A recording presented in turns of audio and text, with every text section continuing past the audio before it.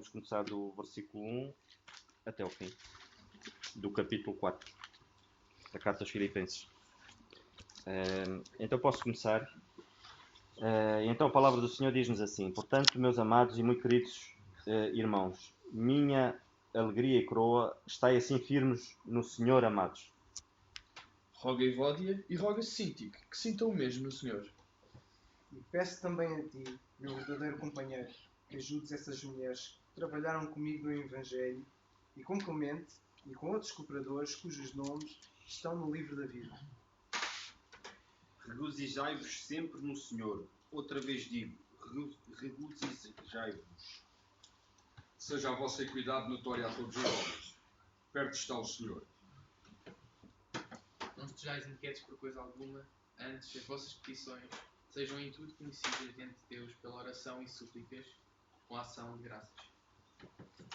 E a paz de Deus, que excede todo o entendimento, guardará os vossos corações e as vossas mentes em Cristo Jesus. Finalmente, irmãos, tudo o que é verdadeiro, tudo o que é respeitável, tudo o que é justo, tudo o que é puro, tudo o que é amável, tudo o que é boa fama, se há alguma virtude, há, e se algum louvor existe, seja isto o que ocupe o vosso pensamento. Também aprendestes e recebestes e ouviste e viste em mim, isso fazei, e o Deus de paz será convosco. Ora, muito regozijo no Senhor, por tendes realmente renovado o vosso cuidado para comigo, do qual, na verdade, andavais lembrados, mas vos faltava oportunidade. Não digo isto como necessidade, porque já aprendi a contentar-me com o que tenho.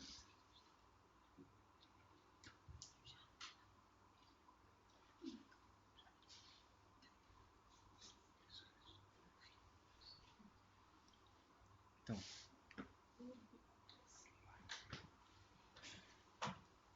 Sei passar falta e sei também a abundância em tudo, em todas as maneiras e em todas as coisas são experimentado, tanto em ter fartura como em ter fome, tanto em ter abundância como em padecer necessidade.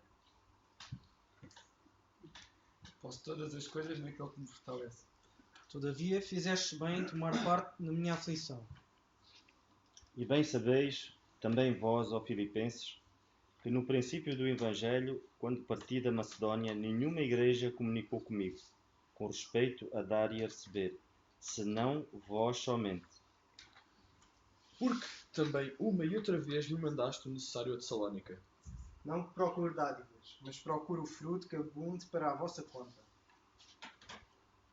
Mas bastante tenho recebido e tenho abundância.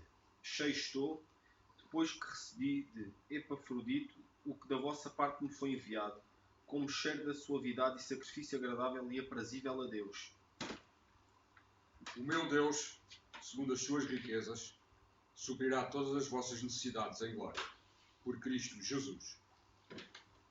Ora, a nosso Deus e Pai, seja dada glória para todo sempre. Amém. Saudai a todos os santos em Cristo Jesus. Os irmãos que estão comigo vos saúdam. Todos os santos os saúdam, especialmente os da casa de César. A graça do nosso Senhor Jesus Cristo seja com todos vós. Amém. Eu não sei se algum irmão quiser começar, tiver algum pensamento.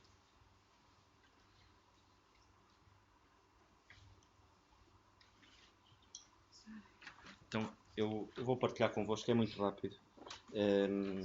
Nós temos estado a estudar, então, temos estado no versículo, dentro dos versículos 6 até o versículo 9, mais ou menos dentro desta área, e eu não vou fugir muito por aqui.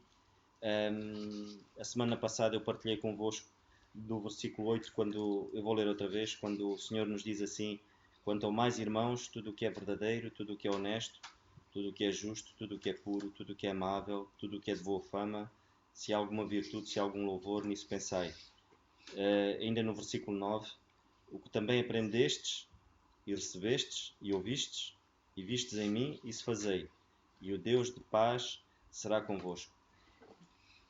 Ao ler o versículo 8, eu pessoalmente estremeço com o versículo 8, porque ainda a semana passada, eu não sei qual dos irmãos é que frisou isso, o Senhor aqui não fala por menos. Ele não diz um pouco de verdadeiro, um pouco de honesto, ou um bocadinho, não é? É tudo. É tudo. E isso é um peso tremendo em cada um de nós. É uma responsabilidade tremenda sermos filhos de Deus.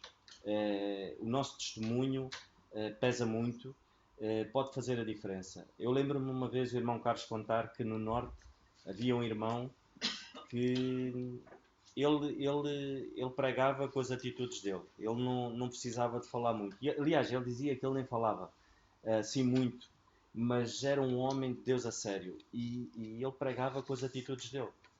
E nós vemos aqui, no versículo 8, de facto, isto passa pela atitude que nós temos na vida. Ou seja, pelo nosso testemunho. A semana passada eu partilhei convosco quando o apóstolo diz assim, tudo o que é verdadeiro. E nós vimos na primeira epístola de João, se quiserem acompanhar, tudo bem, mas eu posso ler. Na primeira epístola de João, no capítulo 5 e no versículo 20, primeira epístola de João, capítulo 5 e no versículo 20, eu vou só resumidamente falar um bocadinho aqui disto para depois passar já para o que eu queria falar convosco a seguir. E o Senhor diz-nos assim: e sabemos que já o Filho de Deus é vindo e nos deu entendimento para conhecermos o que é verdadeiro. E no que é verdadeiro estamos, isto é, no seu Filho, Jesus Cristo. Este é o verdadeiro Deus e a vida eterna. É que este versículo começa logo assim. Ou seja, este versículo da carta aos Filipenses. Ou seja, tudo o que é verdadeiro. E a carta aos Filipenses, todas estas características, de facto, são as características do nosso Senhor Jesus Cristo. E quando o apóstolo Paulo diz que nós temos que ser seus imitadores, a bitola é muito alta. Nós não podemos ser, eu não posso ser imitador. Aliás, não quero que ninguém seja meu imitador.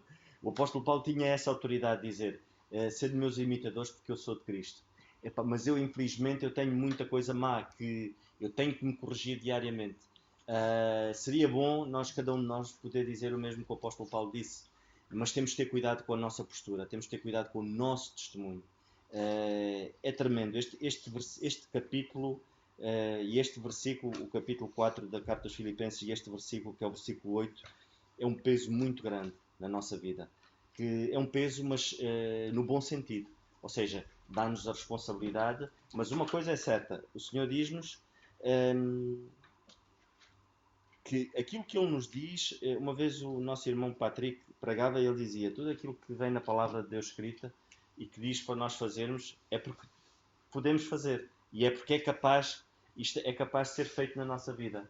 E então temos que pensar de que tudo isto que está aqui, é possível nós termos a nossa vida alinhada de maneira a cumprirmos com aquilo que o Senhor quer. Mas isto é para o nosso bem. Isto não é para o nosso mal. Não é nada que a gente possa fazer aqui, porque o Senhor dá-nos entendimento. Como nós vimos na primeira epístola de João, no capítulo 5, o Senhor dá-nos entendimento para podermos perceber tudo isto. Então, se o Senhor nos dá entendimento, vamos procurá-lo. Vamos procurar naquilo que é verdadeiro. E o Senhor é verdadeiro. A palavra de Deus é verdadeira. Então vamos basear a nossa vida aqui. Cada um de nós possa ter esta firmeza. O Senhor diz-nos tudo o que é honesto. O que é ser honesto? Ser honesto é levar uma vida de retidão. É nós pensarmos que o ser honesto não é vir à igreja e cumprimentarmos os irmãos todos. Já fiz a minha parte. Cumprimentei os irmãos, orei, cantei, pedi um cântico. Está feito. Isso não é ser honesto, irmãos. Muitas das vezes nós mentimos a nós próprios e não somos honestos connosco de pensarmos que não, a minha parte com o Senhor está. Não, ser honesto é muito mais do que isso. Eu queria compartilhar convosco. Podíamos abrir no Salmo 119. no Salmo 119 e no versículo Salmo 119 e versículo 80. O Senhor diz-nos assim: seja reto. O salmista diz-nos assim, e o Senhor a falar através do salmista, ele diz: seja reto o meu coração para com os teus estatutos, para que eu não seja confundido.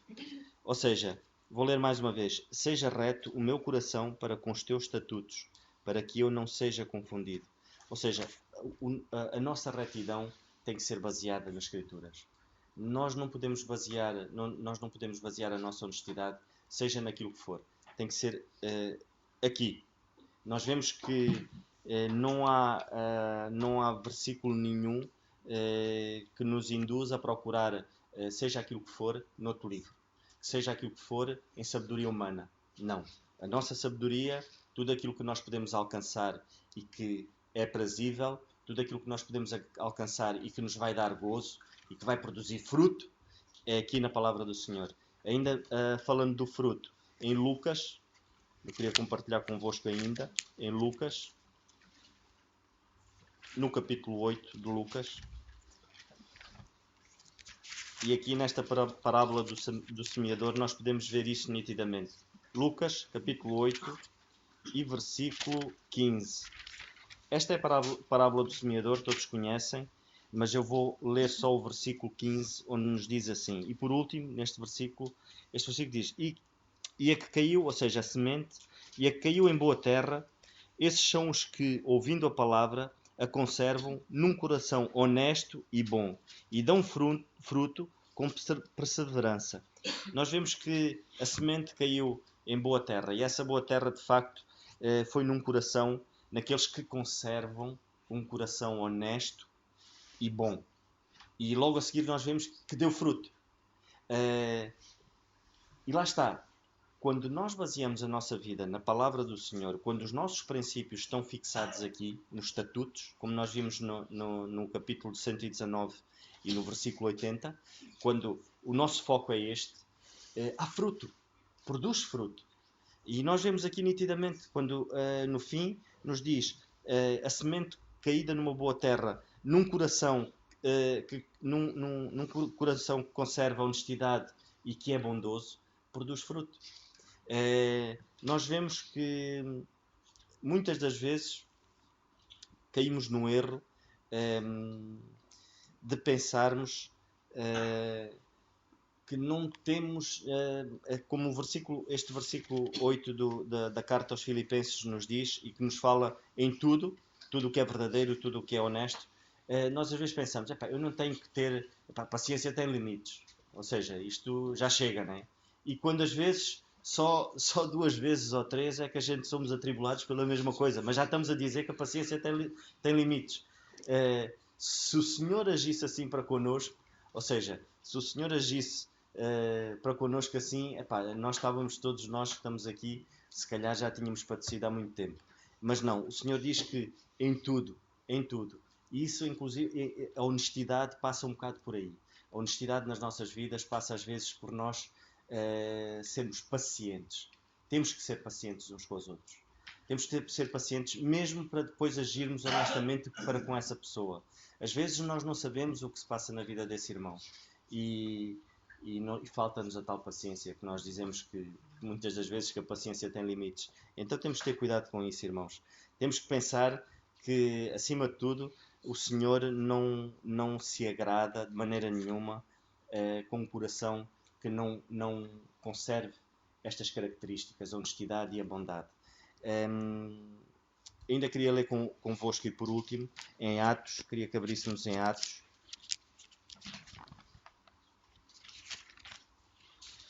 No capítulo 8 de Atos, e vou ler do versículo 18 ao versículo 21. E nós podemos ver como é que um coração às vezes deixa de ser honesto e passa a ser interesseiro. Às vezes confundimos as coisas. Às vezes confundimos o facto de levarmos as nossas petições ao Senhor. Eu estou a ser honesto. Eu estou a ser honesto naquilo que eu estou a pedir. Mas às vezes isso não se trata de honestidade. trata-se de interesse.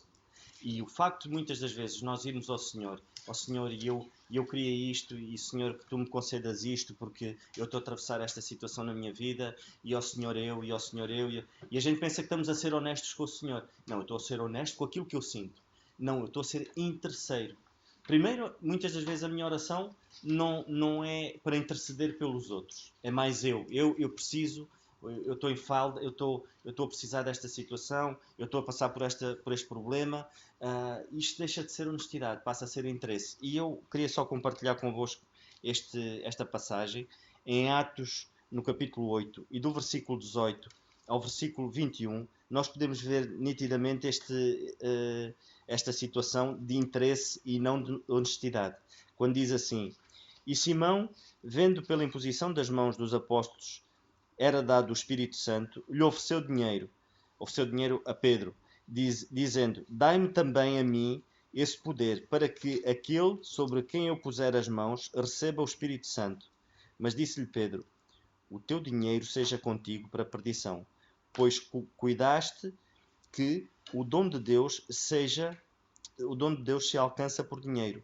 Tu não tens parte nem sorte nesta palavra, porque o teu coração não é reto diante de Deus. Ou seja, lá está, ele não conservava a retidão no coração dele, ele não conservava a honestidade no coração dele. O que ele conservava no coração dele era interesse, era um interesse para obter algo através de toda aquela situação que estava a acontecer neste específico momento.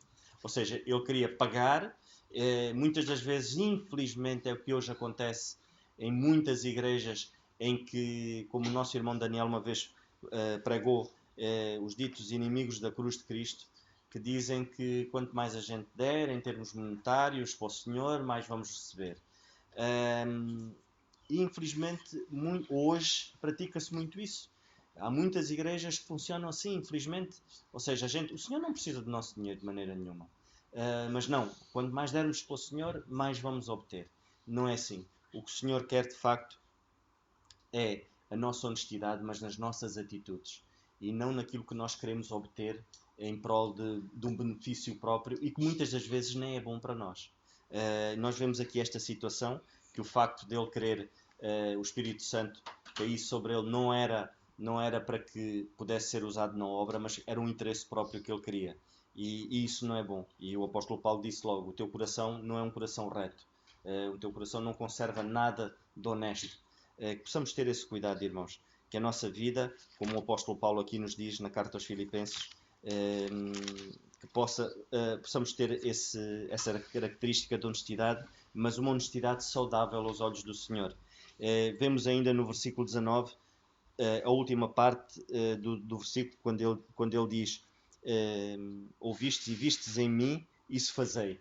Ou seja, por isso isto não é impossível. Isto aqui não é impossível. Se ele dissesse vistes e ouvistes, ponto, mas ele diz logo a seguir: isso fazei. Então é porque é possível. Então é porque é possível praticar isto na nossa vida. E depois vai haver fruto. E o fruto vamos beneficiar nós com ele e vão beneficiar todos aqueles que estão à nossa volta. Por isso, irmãos, que nos concentremos nesta passagem e que cada um de nós pense fervorosamente todos os dias neste versículo, no versículo 8, que é algo tremendo. Que seja esse o nosso intuito, irmãos. Continuemos a meditar na palavra do Senhor e que continuemos a pensar que é possível nós agirmos assim. De momento é tudo. Não sei se algum irmão... eu queria só partilhar convosco. Força. Posso estar sentado? É melhor de pé, para todos te verem. Portanto, isto aqui fala o versículo 8 num determinado patamar possível de atingir. Há uma chave para isto tudo, que é a pessoa bendita do Senhor Jesus Cristo. Mas muitos têm a chave e ficarão perdidos. Porque há um tempo aconteceu uma coisa gira. Tinha a chave na parte de dentro da minha casa, uma corrente de ar, eu saí para a parte de trás, e se não tivesse lá ninguém dentro da minha casa, eu tinha ficado fora. Se eu tivesse a chave comigo, eu não tinha que correr riscos. Muitos têm a chave e vão ficar perdidos. Muitos puxam da chave da pessoa bendita do Senhor Jesus Cristo como um amuleto da sorte. Estou a correr uma situação aflitiva, eu puxo do amuleto. O Senhor não quer ser o meu amuleto da sorte. Ele quer ser o Senhor da minha vida. Tantas e tantas vezes nós cedemos em coisas tão fáceis. Há coisas na nossa vida que nós facilmente cedemos, mas há aquelas muito mais difíceis que é complicado o Senhor operar. Há tanta coisa complicada nas nossas vidas. Eu, quando me converti à pessoa bendita do Senhor Jesus Cristo, passados 20 anos que eu estive afastado, porque eu estive afastado de 20 anos, muito já sabe, e a juventude é complicada e lá está, estou-me a ceder em determinados campos. Mas o Senhor era um amuleto da sorte que eu puxava. Sentia-me aflito, mesmo naquele período em que eu estive fora do Senhor. Eu sabia a quem recorrer, mas Ele não era o Senhor da minha vida. Ele era o amuleto da sorte que eu tinha. Para nós atingirmos este patamar, o Senhor tem que ser o Senhor da nossa vida. Naquelas coisas fáceis, naquelas coisas difíceis. Eu tenho... quando há aquela situação mais ambígua, que eu não sei para onde é que eu hei de ir, eu penso assim, o Senhor Jesus nesta situação, como é que Ele procedia? Não é o fulano tal, ou o outro, ou o Cicarano, ou aquele que eu conheço. Mas aquele fez assim. Não é aquele que fez assim. A nossa referência deve ser a pessoa bendita do Senhor Jesus Cristo. Nesta situação assim, como é que o meu Senhor, como é que Ele procedia? Mas isto é complicado. Eu tenho que fazer cedências. Era muito mais fácil ir por ali. O Senhor quer ser o Senhor da nossa vida. Se nós não o tivermos como Senhor, o versículo 8, nós nunca vamos atingir esse patamar aí da fé. É tão complicado, é tão difícil. Não é nada fácil. O caminho da fé não é nada fácil. Fácil era quando eu andei perdido 20 anos. Isso é que era facílimo. Só que eu estava perdido, ainda bem que o Senhor não me levou nessa altura.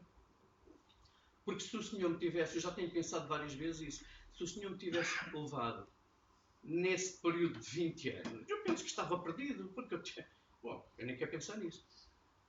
Que nós possamos realmente ter o Senhor como o Senhor das nossas vidas.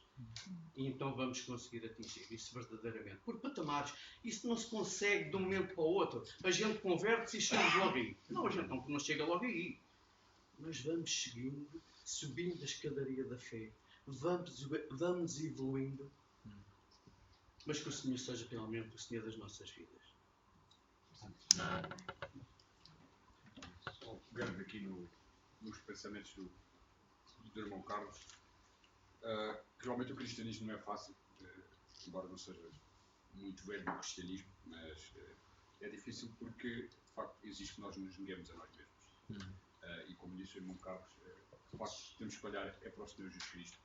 O exemplo máximo, se não conseguimos pensar em tudo o que é verdadeiro, em tudo o que é honesto, em tudo o que é amável, temos que ir aos pés do Senhor e pedir forças ao Senhor. Negamos a nós mesmos, sabemos que se calhar não temos o coração puro, não temos a mente pura, mas Ele é poderoso para continuar a operar isso nas nossas vidas e dar-nos forças para nos ultrapassarmos, não nós mesmos, mas é pela sua graça, para crescermos em graça e podemos então, como disse o irmão Carlos, atingir cada vez, olharmos, se queremos comparar, comparemos connosco mesmos há um ano atrás. Como é que eu era como cristão há um ano atrás? Procurei sempre a guia do Senhor, submeti-me ao Senhor, fui procurar a guia do Senhor e então aí poderemos ver se estamos no caminho certo ou não. Hoje em dia sou um melhor cristão do que era há um ano atrás. Ainda relativamente, ia dizer outra coisa, esqueci-me, mas pronto, ainda relativamente à oração. Se quisermos um exemplo do Senhor, o Senhor, se nós vemos, ele não podia sequer para ele, não é? Nós vemos ali quando ele foi com aquela mulher em Samaria, junto ao poço, tinha sede, estava com fome, os discípulos tinham ido comprar pão, mas ele procurou aquela alma e quando os discípulos voltaram, ficava admirado de ele estar a falar com ela e ele nunca mais perguntou por comida e o Senhor disse, a comida que eu tenho a fazer é a vontade do meu Pai. Portanto, o Senhor nunca procurava o interesse dele, era sempre o interesse do Pai. E na hora de maiores trevas, no jardim do Getsemane, ele orou o Pai, e aí, se assim se pode dizer, revelou o seu lado humano. O Senhor também, na carne, era homem, era Deus e homem ao mesmo tempo. Se for possível, afasta-me deste cálice. Contudo, não seja feita a minha vontade, mas a tua. E, portanto, isto é o exemplo máximo, e que muitas vezes nós, quando oramos, Senhor, dá-me isto e dá-me aquilo, e faz-me aquilo, faz-me assado, e aquilo outro. É como tu dizes, se calhar, estamos a ser egoístas. Estamos, de facto. Mas, se calhar, dissemos, Senhor, eu não tenho forças para isso, mas relativamente a esta situação, mostra-me tu o caminho e dá-me força e espaço a estar aquilo que tu mostraste. Essa é a minha opinião.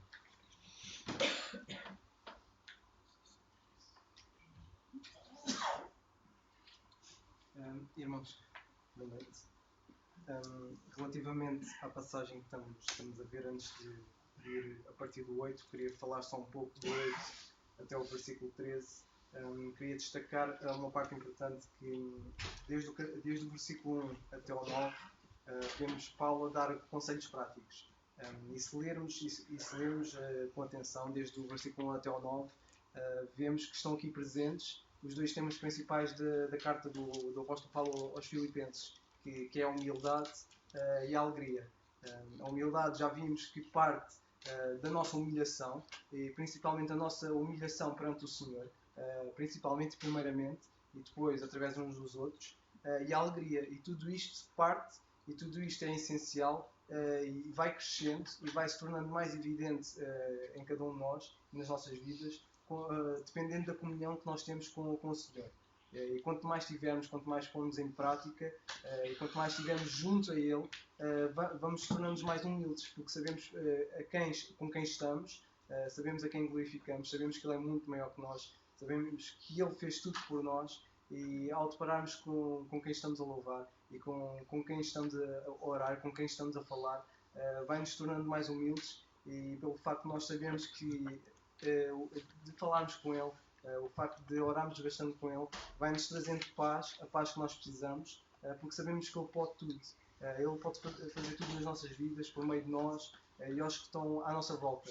E isso dá-nos motivo é um motivo de alegria, pelo facto de sabermos isto. E parte da humildade por sabermos quem Ele é e o que Ele fez por nós, e principalmente pelo facto de Ele ter sido grande, do facto do Senhor Jesus Cristo ser grande, e Ele na glória ter-se humilhado e ter morrido da forma mais humilhante que alguma vez alguém morreu, que é por meio da crucificação, e que estas partes essenciais ensinam-nos bastante na nossa vida, e que nós vemos evidentes principalmente no apóstolo Paulo, e que foi algo que ele viveu isto bastante. É por isso que ele diz: sede meus imitadores, porque o Senhor usou este homem também para nos dar não só a dispensação da graça de Deus, mas também a forma que nós, como crentes, devemos viver. Sabemos que não é fácil, sabemos que há muitas coisas que é difícil, principalmente a parte, se calhar, da humilhação, nós humilharmos perante alguém, de negarmos o nosso ego, do nosso eu.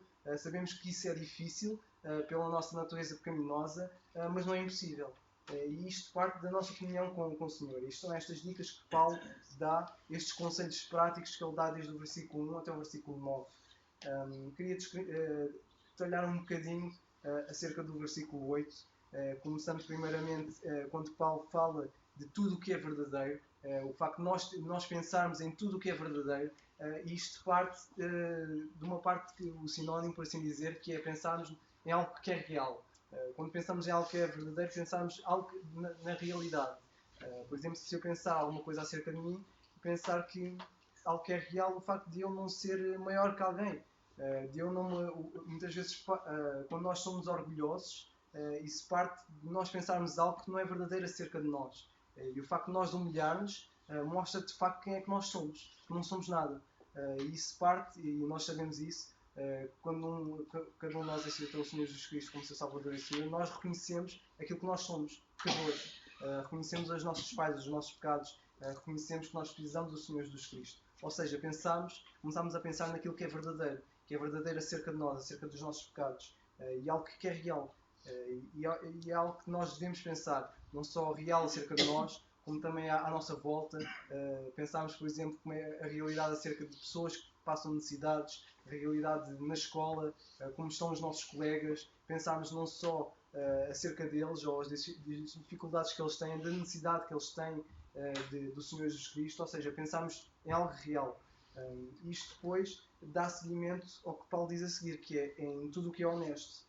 Há uma outra tradução em que é dito pensar em tudo o que é respeitável, em tudo o que diz respeito, mas aqui nesta tradução nós temos pensar em tudo o que é honesto, e vemos que a honestidade é uma característica em que significa falar a verdade, ou seja, pensar em tudo o que é verdadeiro, mas fala em tudo o que é verdadeiro. Não pensem nada de errado acerca de uma pessoa. Sabemos que podemos estar enganados quando pensamos algo acerca de alguém. Mas quando Paulo diz para nós pensarmos em tudo o que é honesto, parte também de algo que é não pensarmos mal acerca de alguém. Não pensarmos não só mal, mas também em fazer mal. Não queremos levar vantagem de alguém ou vantagem em tudo. Isto é o facto, isto traz a parte essencial da honestidade. Não só isto, como também a obediência. Se calhar que eu ainda estou vivo com os meus pais, se calhar eu pensar em tudo o que é honesto faz também parte eu pensar na obediência aos meus pais, em honrar os meus pais. Isto também é mostrar a honestidade. E algo que nós devemos pensar dia após dia, mostrarmos o nosso respeito, mostrarmos a honestidade acerca das nossas autoridades, o facto de nós obedecermos às nossas autoridades, que isso também é bom e que Deus também fala acerca disso. Pensarmos em tudo o que é justo. Isto devemos de acordo com o patamar mais elevado do que é certo, ou seja, pensarmos em tudo o que é certo. Não misturando elementos, sabemos que se tivermos um copo de água e nós introduzirmos alguma impureza, nós vamos dizer que aquilo já não é puro. Já não vamos beber aquela água porque sabemos que aquela água não está pura. E o mesmo fala, e o Senhor dá-nos esta parte prática de nós pensarmos em tudo o que é puro, em tudo. Seja na nossa vida, seja com outras pessoas, seja no trabalho, seja no que formos a fazer. Isto parte também o facto de não enganarmos ninguém, não enganarmos a nós mesmos, que muitas vezes temos a tendência de nos enganarmos a nós mesmos, e devemos pensar de facto em tudo o que é puro. Antes de fazermos alguma coisa, pensarmos se isso é puro. Depois disto, Paulo fala em tudo o que é amável, ou em tudo o que é de boa fama. O pensarmos em tudo o que é amável é tudo aquilo que inspira amor, tudo aquilo que cria bons laços. Antes de falarmos com alguém, seja de repreensão, seja de correção, seja do que for, pensarmos se isso vai trazer edificação alguma a essa pessoa, se vamos ajudar essa pessoa a crescer. E pensarmos bem no que vamos dizer antes de falarmos, e mostrarmos, lá está, se vamos ser amáveis com essa pessoa ou não. Seja com pessoas ou seja que caso for, pensarmos de facto nisto, se o que vamos fazer ou o que vamos dizer de facto inspira amor. E é algo que também devemos pensar e que o apóstolo Paulo também fala.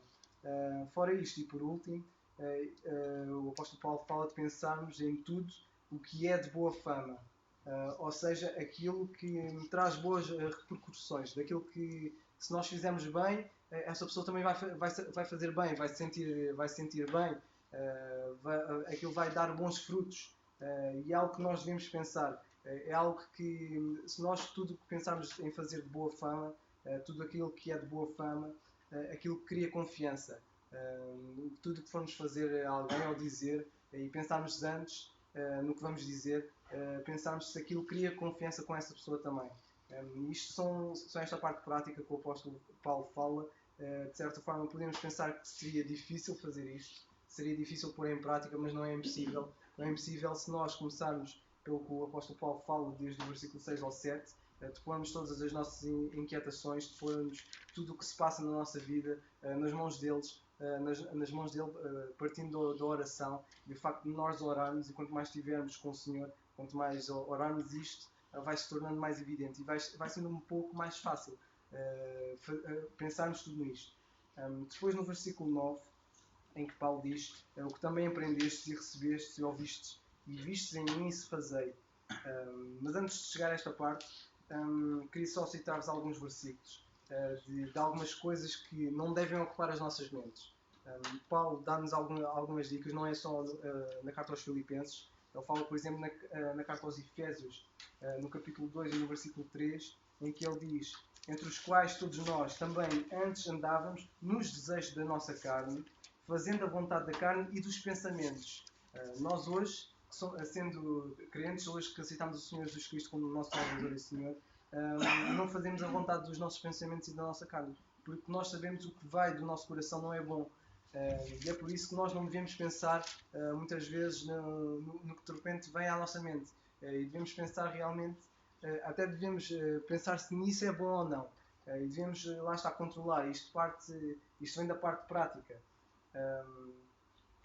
Outra coisa que também que ele fala é, e digo isto e testifico, ele diz em Efésios no capítulo 4 versículo 17, e digo isto e testifico no Senhor, para que não andeis mais como também andam os outros gentios na vaidade da sua mente. E isto também parte do que Paulo fala-nos no versículo 8. O facto de nós não nos iludirmos a nós mesmos com outras coisas, não pensarmos em coisas vãs, por assim dizer, como ele diz, em que os outros gentios na sua vaidade, na vaidade da sua mente, como eles também andam. São coisas que nós devemos não pensar e devemos meditar nisto. Ele também dá-nos dicas em 2 aos Coríntios, no capítulo 13 e no versículo 5, em que se nós não temos a certeza se algo que está na nossa mente se é bom ou não, ele diz assim: examinai-vos a vós mesmos se permaneceis na fé. E isto parte também dos nossos pensamentos, naquilo que pensamos, se é correto ou não. Ou não sabeis, quanto a vós mesmos, que Jesus Cristo está em vós, se não é que já estáis reprovados. E complementando o que Paulo diz no versículo 8, ele também diz em Colossenses, na Epístola aos Colossenses, no capítulo 13, versículo 2, Paulo também diz: pensai nas coisas que são de cima e não nas que são da terra. Ou seja, ele dá-nos aqui outra dica em algo que deve ocupar as nossas mentes. Não só de tudo o que é verdadeiro, honesto, tudo o que é justo, puro, ou amável, ou de boa fama, mas também ocuparmos com as coisas que são do céu e que vai nos ajudar no serviço do Senhor. Vai nos ajudar no serviço, ajudar uns aos outros, consolar-nos uns aos outros também, porque se isto ocupar as nossas mentes, vai nos ajudar. Devemos renovar a nossa mente, e Paulo também fala nisto, aos Efésios, no capítulo 4 e versículo 23, em que nós devemos renovar o espírito da nossa mente. No versículo 9, Paulo fala aqui também de o que também aprendestes e recebestes e ouvistes em mim, isso fazei. Ele aqui mostra-nos algo importante, que é tudo o que Paulo nos ensinou, tudo aquilo que ele dá aqui que parece ser difícil, não é impossível de pôr em prática. Não é impossível de pôr em prática aquilo que nós aprendemos e assimilamos. É importante nós, aquilo que nós aprendermos e aquilo que vamos aprendendo ao longo dos tempos, vamos aprendendo nas Escrituras, assimilarmos aquilo bem. Eu, por exemplo, que ando na escola, se calhar é difícil pôr em prática algo que eu não assimilei. Se calhar tenho de perder mais algum tempo a aprender aquilo, a ver alguma coisa, seja, por exemplo, na matemática. Quanto mais eu dedicado estiver, quanto mais aprender e pôr em prática, isso também vai ajudar a tornar mais fácil. E lá está, não é difícil. E depois, conforme o tempo vai passando, e conforme nós dedicamos à palavra do Senhor, conforme nós vamos dedicando e pensando naquilo e meditamos na sua palavra, isto vamos assimilando e vai sendo mais fácil. Devemos pôr em prática aquilo que assimilamos, e isto é importante pelo facto de nós, o que aprendemos acerca da palavra de Deus, não ficar simplesmente fechado num cofre ou deixar ali numa gaveta de parte. Pronto, eu já aprendi isto, vou passar à frente. Não, aquilo que nós aprendemos devemos pôr em prática. É importante pôr em prática. E vemos também Paulo a dizer, o facto de ele dizer: tudo o que vistes, tudo o que aprendeste, recebeste, ouviste e viste em mim, se fazei. Isto também mostra que Paulo, e nós vemos através do testemunho dele de quem ele era antes da sua conversão, até depois da sua conversão, o caminho que ele tomou, as dificuldades que ele passou, também ajuda-nos a ter como um exemplo. E nós vemos Paulo um exemplo nisto.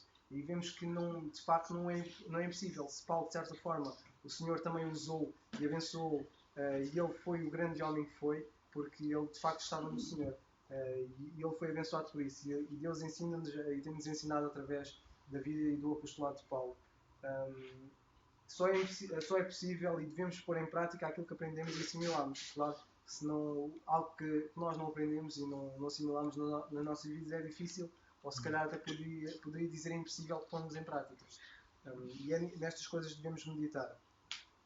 Depois no versículo 10, Paulo diz: ora, muito me regozijei no Senhor por finalmente reviver a vossa lembrança de mim, pois já vos tinhas lembrado, mas não tinhas tido oportunidade.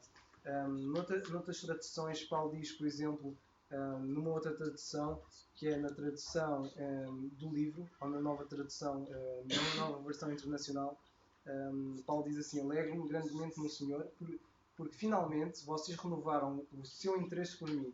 De facto, vocês já se interessavam, mas não tinham tido oportunidade. Algo que nós devemos aprender, que aprendemos aqui, que é o facto de preocupar-nos uns com os outros. Paulo dá um grande testemunho, e ele fala dos filipenses, o facto de eles saberem que Paulo estava preso, e ainda assim eles tomaram ânimo nas prisões de Paulo e ainda falaram mais ousadamente acerca do Senhor Jesus Cristo.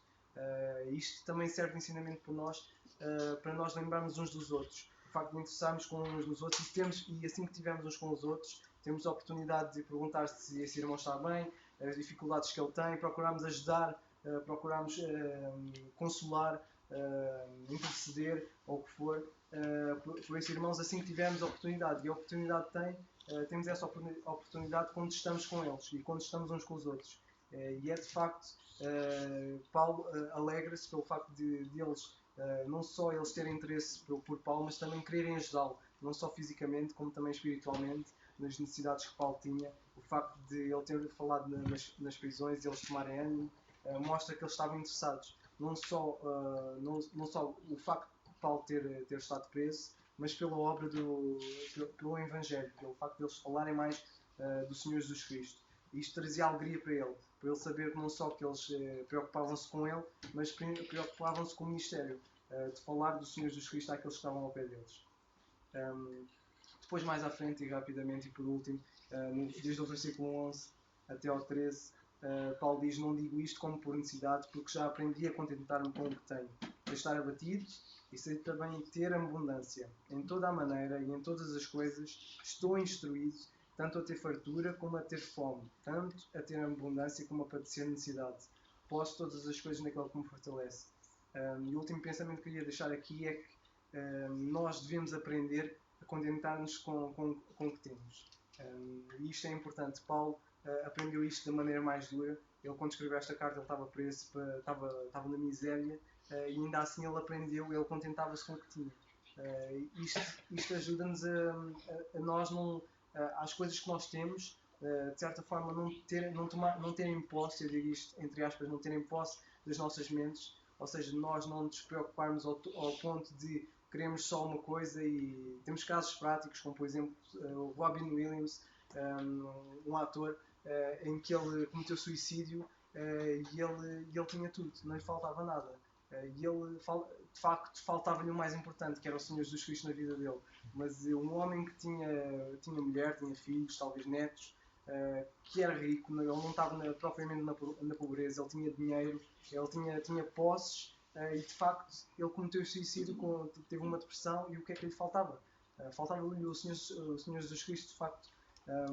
Mas ele não estava contente. E muitas vezes isto também vem às nossas mentes, nós não estamos contentes com o que temos, e é algo que nós devemos aprender, e algo que devemos aprender e vai partindo principalmente da nossa comunhão com o Senhor, e de meditarmos na sua palavra, e de facto nós, quando estamos com Ele, isso vai-nos dar conforto, porque sabemos que Ele é tudo para nós.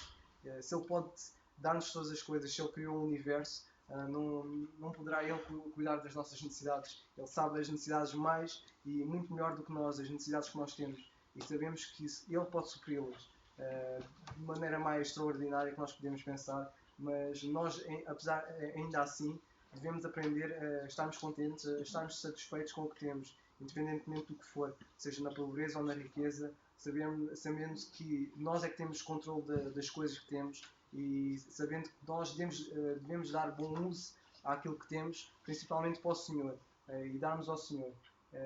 E é algo que nós devemos aprender, porque senão acontece que quando chegarmos à pobreza vamos estar abatidos, e se calhar só vamos ter alegria na abundância, e mesmo assim não vamos estar satisfeitos. E lá está, isto só acontece pela parte final em que Paulo diz: posso todas as coisas naquele que me fortalece. E só o Senhor nos fortalece, seja na riqueza, na pobreza, doenças, dificuldades nas nossas vidas. E isto parte sempre, principalmente, da nossa comunhão com Ele. E que isto nos ajude e que meditemos nestas palavras e principalmente apliquemos nas nossas vidas. Que Senhor nos abençoe. A nossa hora já vai um bocadinho avançada. Não nos esqueçamos, irmãos, que este capítulo 4 começa com uma pequena contenda e uma pequena ali divergência entre duas irmãs. E nós vemos que é Evódia e Síntico. Nós vemos que no versículo 8 é a chave para que haja união. O versículo 8 é como se fosse uma bitola, é quase como se fosse algo no nosso bolso. Pegando as palavras do nosso irmão Carlos, é como se fosse uma chave, este versículo 8.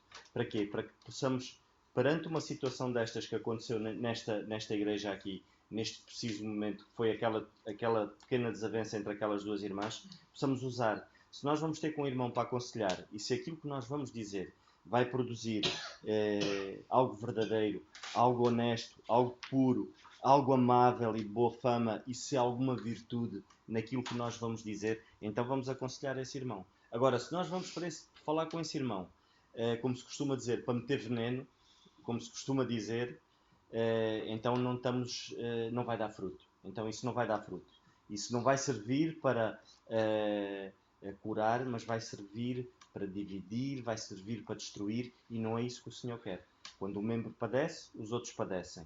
Então, se um membro se alegra, os outros se alegram. Então o nosso intuito, que este versículo, pegando nas palavras do nosso irmão Carlos Simões, que este versículo seja a chave para nós utilizarmos, precisamente porque vai acontecer, e nós, a igreja é composta por pecadores, e todos nós aqui, por momentos, na altura, vamos ter se calhar as nossas divergências, mas possamos não nos esquecer deste versículo. E se há alguma virtude, se há alguma boa fama, se há alguma coisa pura nisso, se é amável, se é honesta, se é verdadeira, então vamos ter com esse irmão, vamos aconselhar, vamos ajudar, vamos apaziguar. Que seja assim este nosso pensar.